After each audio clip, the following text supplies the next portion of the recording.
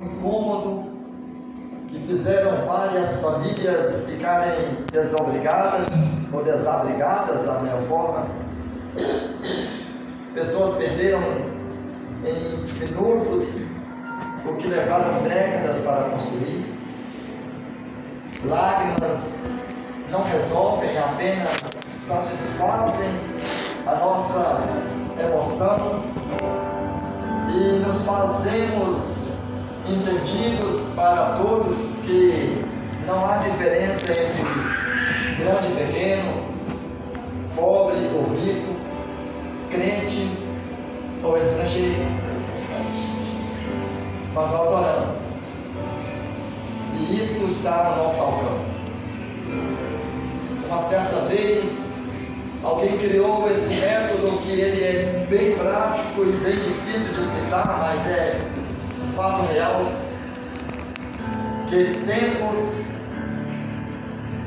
difíceis geram homens fortes. Homens fortes geram tempos fáceis. Tempos fáceis geram homens fracos. E homens fracos geram tempos difíceis. Jesus, ele nasceu em uma época de tempos difíceis. E o tempo, por ser difícil, as pessoas eram homens. Quando eu falo homens, eu estou falando gênero.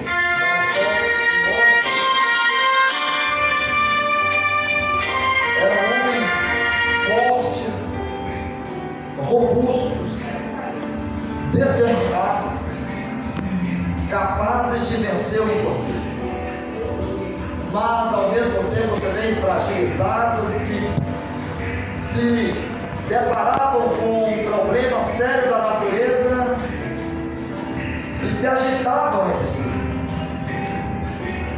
Nós encontramos o apóstolo Pedro, que é uma passagem que toda a igreja conhece, talvez muito pregada, quando Jesus está no barco dormindo e uma tempestade se levanta e os discípulos, eles colocam-se numa situação de pavor e desespero.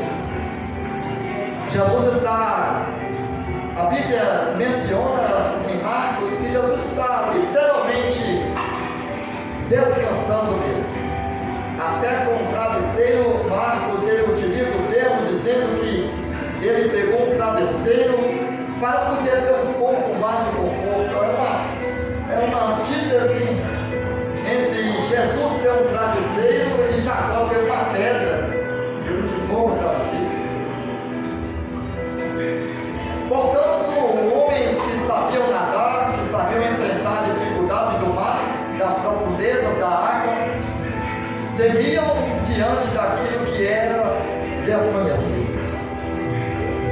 Outra época, quando o vendaval se levantou no mesmo barco, no mesmo mar da Galileia, as ondas elas eram terrivelmente assustadoras, e a Bíblia diz que os discípulos não eram capazes de vencer a braveza ou a bravura do mar.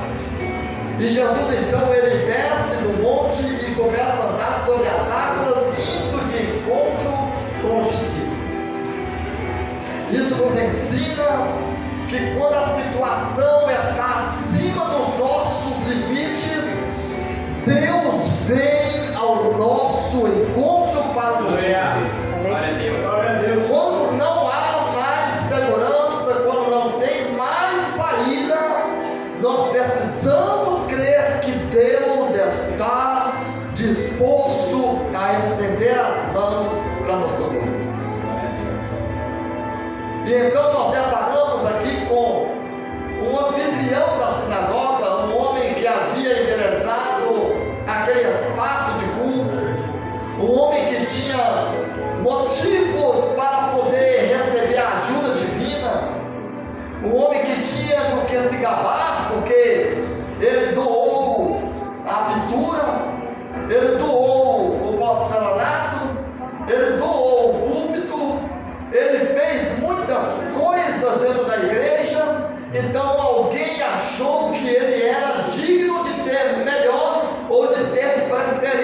providência, na ação divina. E a Bíblia diz que chegou o momento que a adversidade chegou na sua casa, e para a sua dor, ele não tem dois, ele não tem duas, ele não tem um casal, ele não tem vários, ele tem apenas uma menina, que esta estava com a idade de 12 anos, e esta, numa situação boa, ela veio para uma situação totalmente sem controle, e a Bíblia diz que ela estava indo em direção à morte, ela está morrendo. O que é uma pessoa morrendo? Uma pessoa morrendo, eu encontro o salmista Davi, quando ele já está velho, com seus 71 anos, ele manda chamar Salomão e diz assim: Salomão, meu filho, eu estou indo para a terra daqueles que não vivem mais entre nós. Portanto, você ainda é tenro, você é jovem, se esforce, se apegue à leitura da palavra, busque o Deus de Israel, que todo esse tempo não desamparou o seu pai. Ele tem promessas comigo, aquele trono vai ser seu, porque ele me disse que não voltaria alguém para sentar no meu trono. Seja homem, cumpra cabalmente essa jornada, disponibiliza recursos, construa a casa de Deus. Então nós vemos homens que estão indo para a morte, e estas são mortes, nós chamamos de fragilidade da vida, estão mortalmente, estão morrendo. A Bíblia mostra um homem chamado Jacó, que está com seus 146 anos. Jacó também está morrendo, mas na sua cama, no leito de morte, Jacó manda chamar José, e José traz os seus dois filhos. José traz Manassés e Efraim. Ao colocar sobre a força do seu braço no bordão que uma mantinha apoiado de pé, Jacó levanta do seu leito e põe as suas mãos avessas, ou seja, cruzadas na cabeça das crianças de José. E José, olhando para o seu pai já idoso, com os olhos turvos, diz: meu pai, não é assim, é esse que é o mais velho. E Jacó dá uma lição de moral, dizendo assim: eu sei, meu filho, eu sei o que eu estou fazendo. Escute bem o que Deus vai falar conosco nessa noite. A geração que nós estamos vivendo é uma geração de homens fracos, mas cabe a mim, cabe a você torná-los prontos e preparados. Aleluia. Cabe a mim, cabe a você não medir esforços, não medir energia, não medir recursos para prepará-los para o dia de amanhã. Uma tempestade vão fazê-los temer, a adversidade do desemprego, da morte imatura, inconveniente bate a nossa porta de manhã, e quem sabe, Nilson, o genival da manhã, ele não acorda para ir trabalhar, o carro não sai da garagem, na empresa onde ele trabalha, as pessoas percebem que por que ele não chegou todos os dias, é de costume, como quaisquer um de nós. Ela vem. O que não é esperado é para a nossa juventude. O que isso não é estar no espectro da nossa mente, é as nossas crianças passarem por essa situação. E a Bíblia vai nos mostrar que Jairo está nessa situação. Jairo está com a sua criança de 12 anos morrendo. Então ele diz: mestre, a minha filha está morrendo. Mas o que é alguém morrendo? Talvez você já ouviu falar no CA. E o CA, ele mata aos pedaços, é como se fosse também aquela doença do sangue. Quando você tem muito açúcar, dá-se o nome de diabetes. Agora você não pode abusar. Agora você tem que limitar, mas ela te arranca aos pedaços, ela te mata aos Você não pode levar um tropeço numa pedra, porque o médico já fica olhando e fala, provavelmente o seu dedo vai ter que ser ocultado. Você não pode cortar a perna em um arame, porque ele olha e diz, provavelmente você vai perder a perna do joelho para baixo. E começa com essas coisas de nos dar medo, arrepio, pavor. Mas alguém diz, é controlado. Mas enquanto essa geração de jovens que estão morrendo,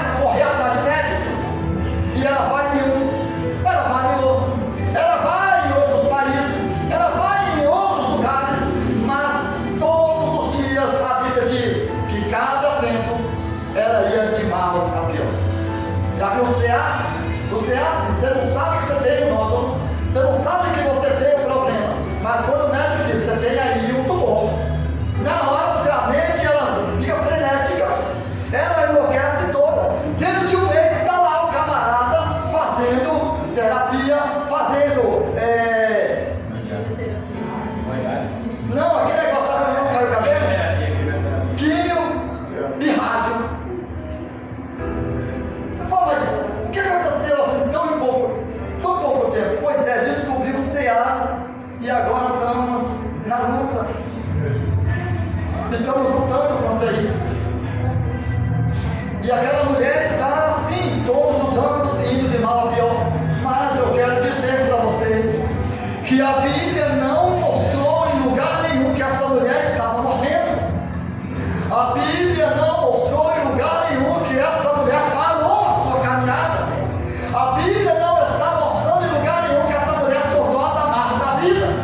A Bíblia não está mostrando em lugar nenhum que essa mulher se desesperou e disse assim: ó, chega, eu vou pôr uma corda no pescoço e vou me suicidar.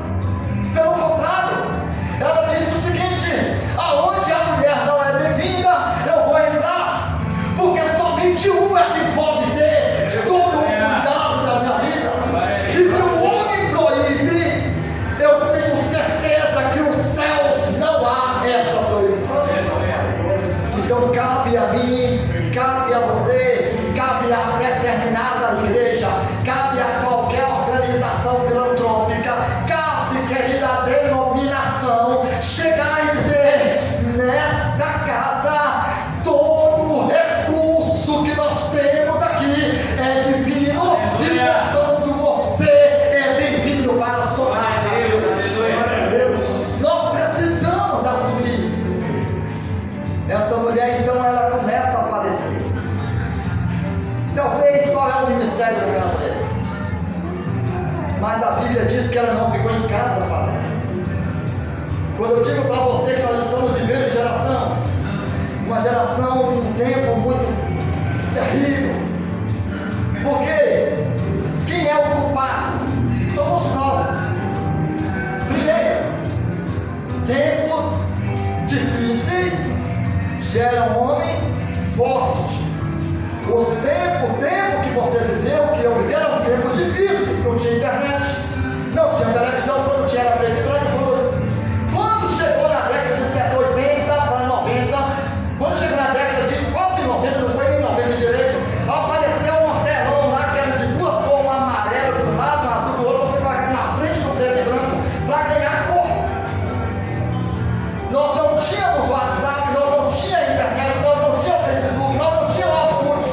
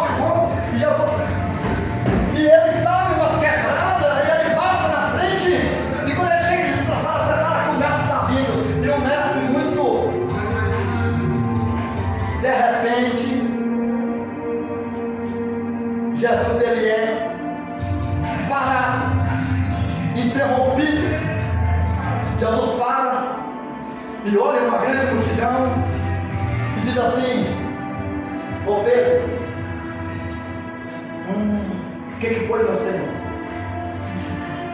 Alguém forçou a barra hoje aqui. Ele diz: Jesus, está pegando, o pessoal não tem respeito, o pessoal está empurrando, empurra. Eu falei para os irmãos aí, para os discípulos: mantenha o espaço, mas dá conta não. Eu falei: não. A barra pegou, pesou mesmo, está pegando pesado. Alguém tocou em mim diferente, falou: quem foi, mestre? Eu vou dar umas pancadas. Eu disse: não, filho, você não está entendendo. Eita, você não está entendendo. Alguém está tocando em mim, não é pela motivação, não. Alguém está tocando em mim pela motivação. São famílias que dependem, são famílias que andam apenas com os olhos, olhando para os montes, ou seja, lá para cima. E de repente Pedro ficou todo perturbado e diz assim: agora o Senhor, é hora de falar por mim? É hora de falar por parábola? Olha como está o pessoal, ele diz assim: olha Pedro, você conhece o poder? Toca aqui, Pedro, toca. Jesus disse: o que aconteceu? Saiu pó. Pois bem, alguém me tocou, Pedro, saiu de mim poder, Pedro, eu senti o fluido de mim. E Pedro disse: não tem ninguém. Não, Senhor, ó, eu te garanto, aqui não tem ninguém. Nessa igreja tem alguém que é capaz de tocar Deus. Aleluia. Tem pessoas que precisam tocar Deus, urgente. E nessa igreja nós temos. Mas aquela mulher diz assim: se ele descobriu que saiu o poder dele, vai me descobrir. Ela puxa a capinha, põe sobre a sua cabeça e fica bem quietinha. Mas Jesus começa a olhar, Jesus já sabe, mas Jesus começa a fazer assim, dá uma cara de bobo, e Jesus começa a olhar e olhar e diz assim: vai me descobrir, ele vai me descobrir, sabe uma coisa? Eu já estou curado mesmo, eu já estou curado mesmo. Foi eu, eu não tenho mais nada, só tenho uma vida, se você só quiser, agora ela é tua. E Jesus diz assim: olha mulher, a tua fé te salva. E quando Jesus está conversando com essa mulher, tem alguns incrédulos no meio do caminho, eu quero que você entenda, que chega até Jairo, e quando chega até Jairo, ele diz: Jairo, vem cá.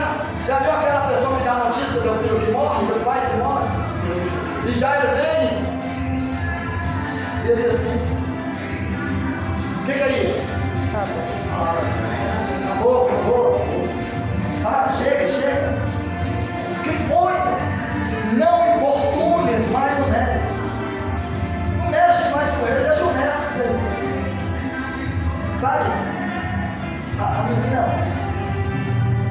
fariseu, acabou de morrer.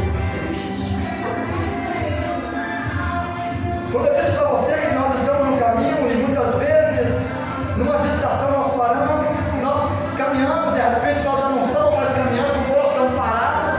E quando nós distraímos, nós estamos voltando. Eu vou te dar a dica. Dentro da igreja nós estamos envolvendo assim: a caminhada para o céu é um único sentido. É igual a rodovia, de mão única. É o único sentido. Mas chega um momento, Nilson, pastor Josué, que nós estamos caminhando, eu, senhor, sua esposa, suas filhas, estamos caminhando, os obreiros, minha esposa, mas de repente você começa a diminuir o passo. E aí você começa a diminuir o passo e você alcança alguém. Você não alcança quem está caminhando, você alcança alguém que está parado. E nessa, por que você alcançou alguém que está parado? Porque essa pessoa não está caminhando e você também está parando. E quando você vai parando, você é um amigo, está parando, e aí? Ele é paradinha, sabe? Naquela igreja aconteceu isso. Ah, rapaz, olha, eu estava benção, mas de repente um dia, foi um pau de geografia que me deu. Não, o Deus que eu sirvo não é para isso não. O Deus que eu sirvo, aí ele fala em línguas estranhas, o Deus que eu sirvo não faz de maneira nenhuma esse negócio. Ah, o meu Deus, mas ele está parado. Ele é o Deus que dá, ele tem um Deus que ele está estacionado. Mas eu que estou fragilizado, cansado, eu apoio no plano de madeira que ele está debaixo e começo a dar ouvido. O que aconteceu comigo também? Eu estacionei. Ele está parado porque ele tem suas razões e eu estou parado porque eu quero dar razão. A razão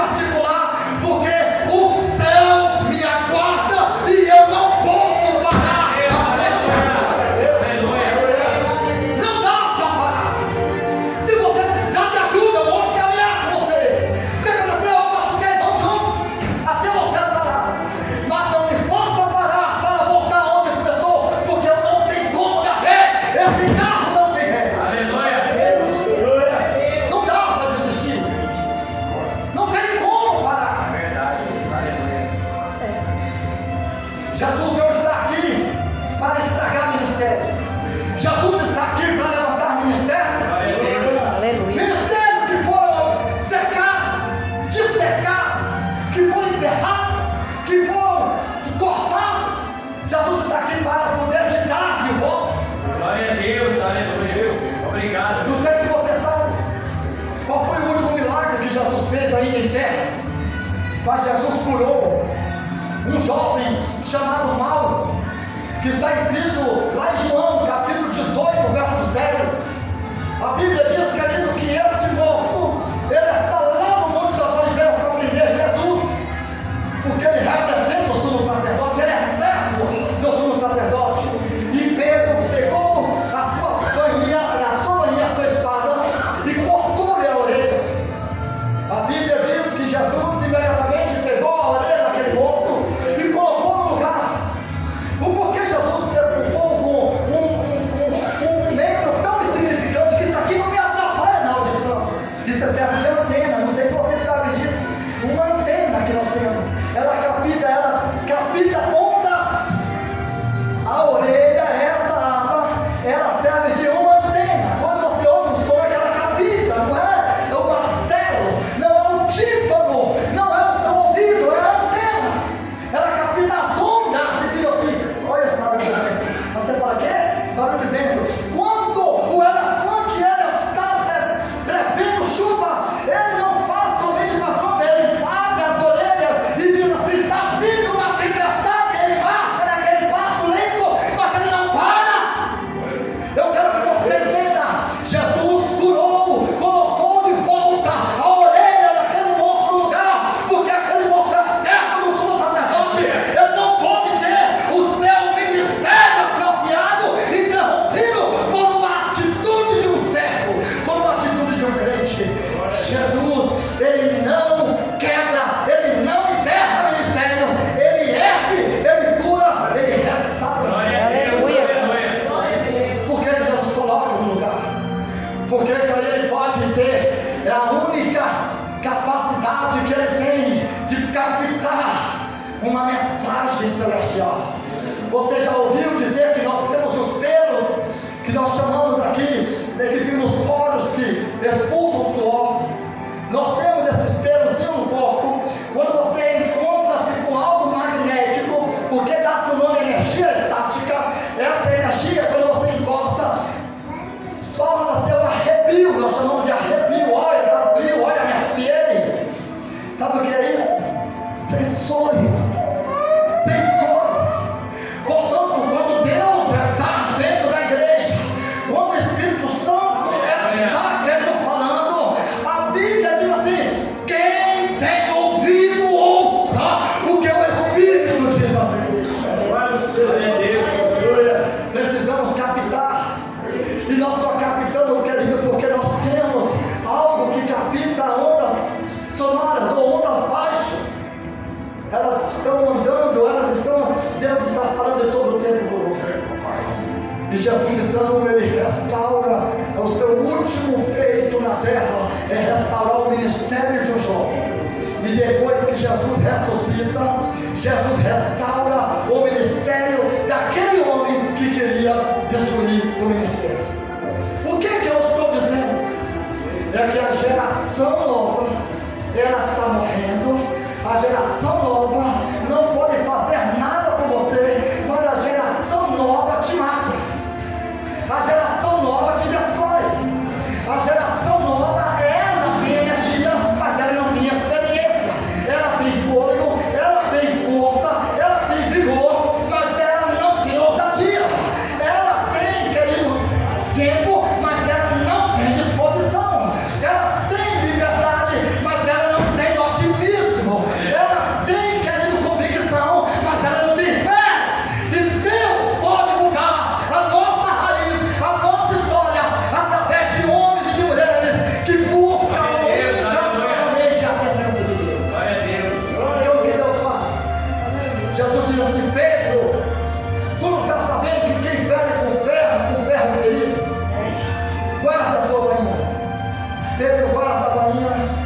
Agora Pedro vai lá, Jesus coloca e restaura o ministério. Ele não pode dizer que ele não vai se tornar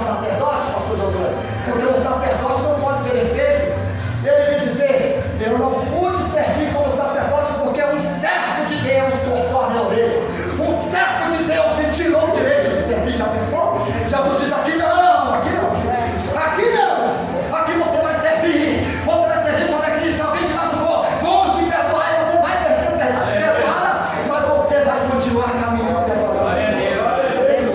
Mas acontece que Pedro, após ter negado Jesus, veio assim, dentro daquele convívio, uma serva, uma jovem, e serva, olhou e disse assim: não sei não, tu parece com um daqueles que andavam com eles.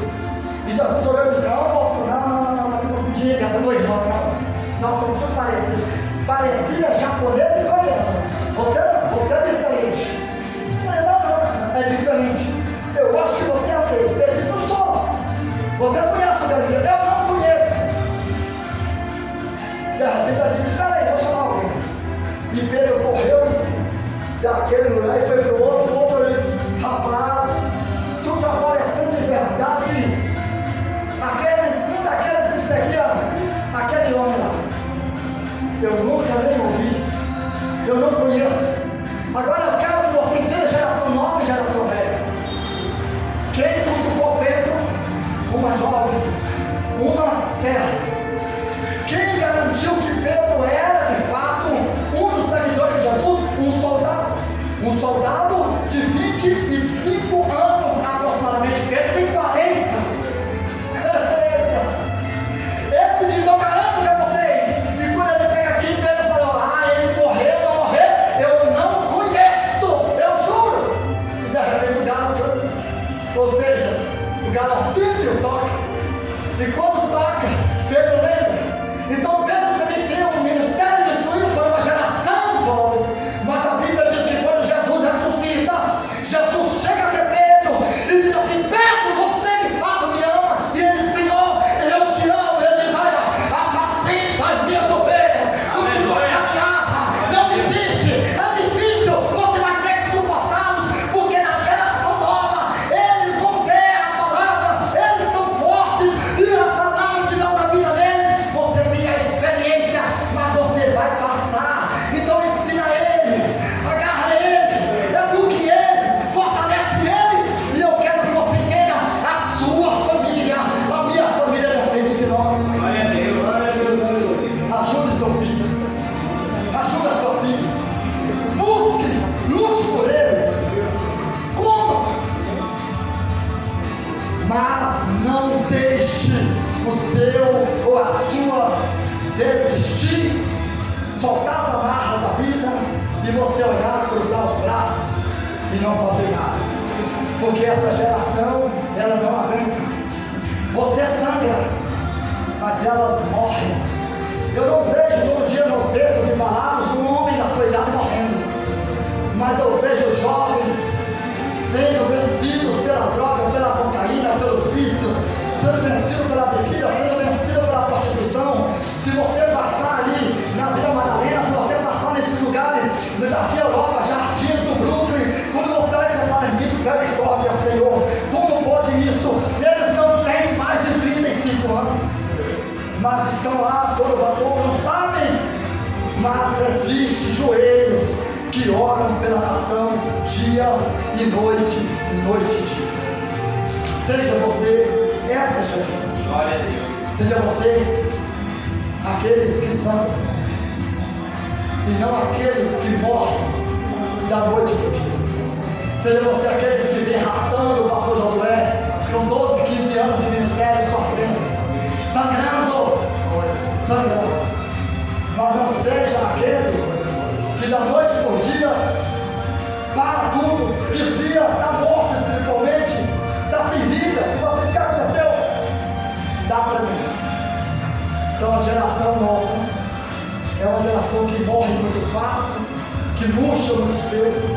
A geração antiga é uma geração que arrasta, que sangra, quebrou o braço de manhã à tarde e estava na igreja. É assim, vai, negócio é assim, não tem, mas não tem lugar para ir, querido, tem que ir para a igreja. Minha irmã foi embora à luz e falou assim, a família ficou tudo assim: o que aconteceu? A falta de celular, ninguém sabe o que fazer.